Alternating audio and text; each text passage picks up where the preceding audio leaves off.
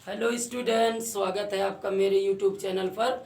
मैं आज के वीडियो में आपको दूरी और विस्थापन के बारे में समझाऊंगा। बहुत ही महत्वपूर्ण टॉपिक है और ये क्लास 9th और 11th दोनों में है इसका टॉपिक, और कंपटीशन एग्जाम में भी इसका एक प्रश्न पूछा जाता है। तो आइए देखते हैं दूरी और विस्थापन है क्या।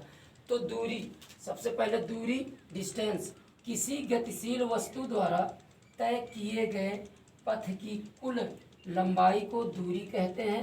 यह एक अदिश राशि है।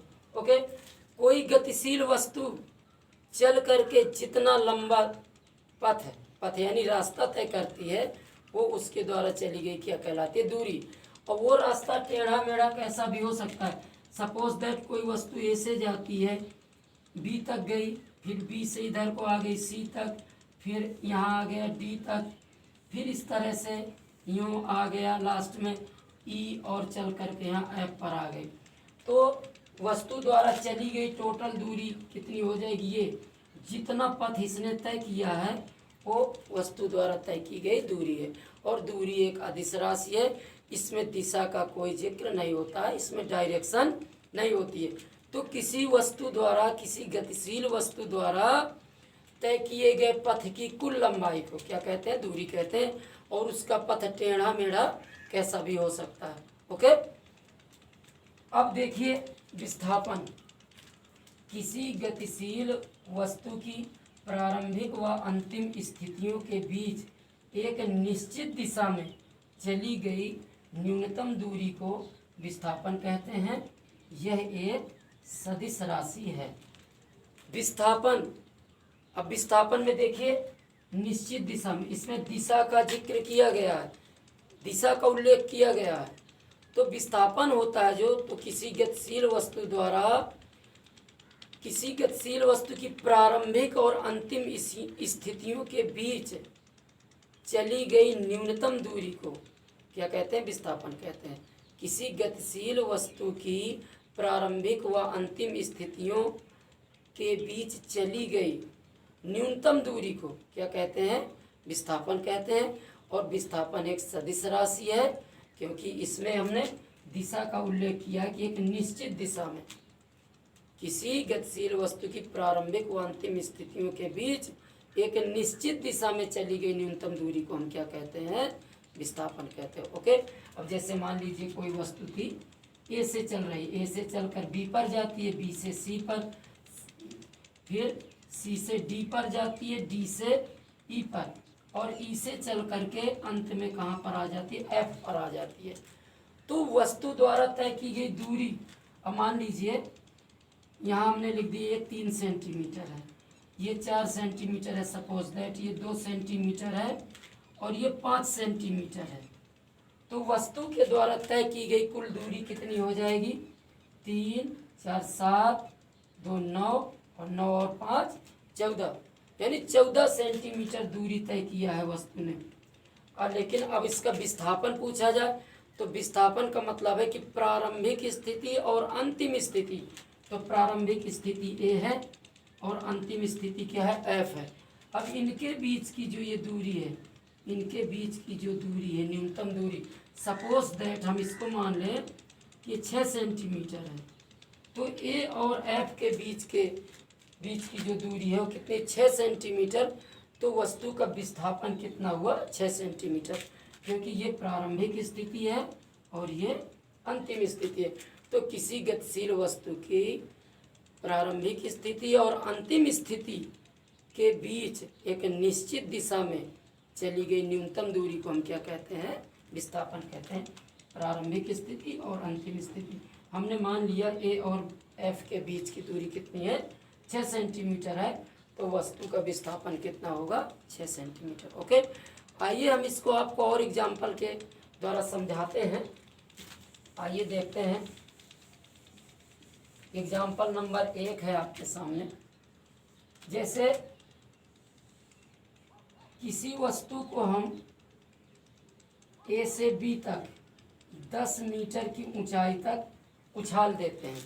एक वस्तु है, मान लीजिए गेंद है, ये गेंद है ये, और इस गेंद को हमने ए से बी तक की दूरी कितना है? ए से बी तक की दूरी कितनी है? 10 मीटर। गेंद को हम उछालते हैं तो गेंद ए से बी तक जाती है और बी से आ करके पुनः ए पर गिर जाती है। ओके, तो वस्तु द्वारा चली गई दूरी कितनी हो जाएगी? दूरी कितनी होगी? 10 मीटर जाएगी और 10 मीटर वापस आएगी। चली गई दूरी कितनी हो गई? 10 + 10 यानी 20 मीटर। और इसका विस्थापन कितना होगा? अब विस्थापन देखिए, विस्थापन मैंने बताया कि प्रारंभिक स्थिति और अंतिम स्थितियों के बीच की दूरी। तो प्रारंभिक स्थिति ए पर था और इसको उछाला बी पर जाती है और बी से पुनः कहाँ पर? ए पर आके गिर जाती है। तो उसकी प्रारंभिक स्थिति और अंतिम स्थिति दोनों कहाँ पर है? ए पर है। ओके, तो विस्थापन क्या हो जाएगा? 0, विस्थापन 0 हो गया। ओके, एक दूसरा एग्जाम्पल है। नेक्स्ट एग्जाम्पल देखिएगा। सपोज दैट ये कोई वर्ग है और वर्ग की प्रत्येक भुजा 10 सेंटीमीटर है। ए बी सी डी ये वर्ग है और वर्ग की प्रत्येक भुजा 10 सेंटीमीटर है और कोई वस्तु ए से चल करके ए से चलती है इस तरह से, ए से चल करके एक चक्कर लगा करके फिर से वहीं पर आ जाती है।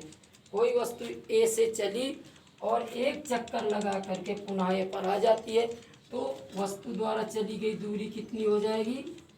तो दूरी का मतलब क्या? जितना पथ तय किया गया, कैसे 10, ये भी 10 रहेगा, ये भी 10 रहेगा और ये भी 10 सेंटीमीटर। तो चली गई दूरी टोटल कितनी हो गई? 40 सेंटीमीटर। ओके, और विस्थापन कितना हो गया? वस्तु जहाँ से चली थी वहीं पर वापस आ जाती है, तो विस्थापन क्या हो जाएगा? 0 हो जाएगा। प्रारंभिक स्थिति और अंतिम स्थिति पॉइंट ए पर है। ओके, नेक्स्ट एग्जाम्पल देखिएगा। तीसरा एग्जाम्पल है। सपोज दैट ये एक सर्किल है, वृत्त है और ये इसका सेंटर है और ये केंद्र है और केंद्र से परिधि तक की दूरी त्रिज्या, ये भी त्रिज्या है। ओके, अब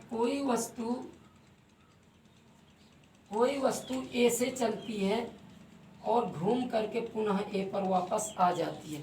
ओके, कोई वस्तु ए से चलती है वृत्ताकार पथ में और घूम करके पुनः ए पर आ जाती है, तो वस्तु द्वारा चली गई दूरी कितनी हो जाएगी? दूरी कितनी होगी? जब किसी वृत्त का एक चक्कर लगा लिया जाता तो चली गई दूरी कितनी होती है? जो वृत्त का सरकमफेरेंस, पेरीमीटर यानी उसकी परिधि के बराबर। तो इसके द्वारा चली गई दूरी कितनी हो जाएगी? 2πr। और विस्थापन कितना होगा? विस्थापन जहाँ से वस्तु चली थी वहीं पर आ गई तो विस्थापन हो जाएगा 0। ओके, अब सपोज दैट हम अगला एग्जाम्पल देखिएगा। चौथा एग्जाम्पल है।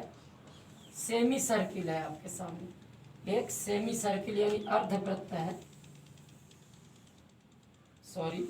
अर्धवृत्त बनाना है। एक अर्धवृत्त है, यहाँ पर सेंटर है, ये आर, ये भी आर। अब कोई वस्तु अर्धवृत्त में ए से चल करके बी तक जाती है और पुनः ए पर वापस आ जाती है। ए से चलकर बी तक जाती है और पुनः कहाँ जाती है? ए पर आ जाती है। तो वस्तु द्वारा चली गई दूरी कितनी हो जाएगी? तो दूरी देखिए, जब ए से बी तक जाएगी तो कितनी दूरी? अर्धवृत्त है तो अर्ध परिधि, आधी परिधि कितनी हो जाएगी? πr। और बी से ए तक जब आएगी तो आर और आर, यानी ये क्या है? व्यास है। तो व्यास त्रिज्या का क्या होता है? दुगुना। तो वस्तु द्वारा चली गई दूरी कितनी होगी? πr + 2r। ओके, और विस्थापन कितना होगा? विस्थापन फिर भी कितना रहेगा?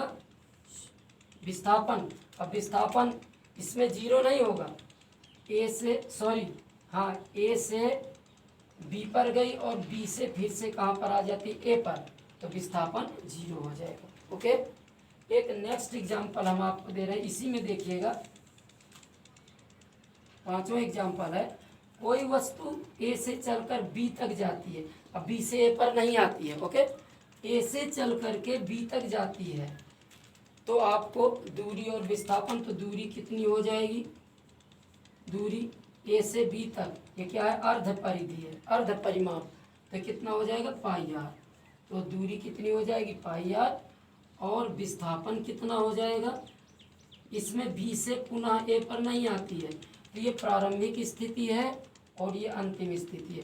तो प्रारंभिक और अंतिम स्थितियों के बीच टोटल दूरी ये क्या है, सर्किल का ये डायमीटर है, व्यास है, और व्यास जो होता है वो त्रिज्या का क्या होता है 2 टाइम्स होता है। यहाँ से यहाँ तक भी त्रिज्या है, ये भी त्रिज्या, तो कितना हो गया 2r। ओके, तो इस प्रकार मैंने आपको विस्थापन और दूरी में अंतर बताया कि विस्थापन क्या है, एक सदिश राशि है, और दूरी क्या है, एक अदिश राशि है। दूरी किसी गतिशील वस्तु द्वारा तय किए गए पथ की कुल लंबाई को कहते हैं, और जबकि विस्थापन किसी गतिशील वस्तु की प्रारंभिक और अंतिम स्थितियों के बीच एक निश्चित दिशा में चली गई न्यूनतम दूरी को कहते हैं। धन्यवाद। अगर वीडियो पसंद आए प्लीज़ लाइक कर दीजिए।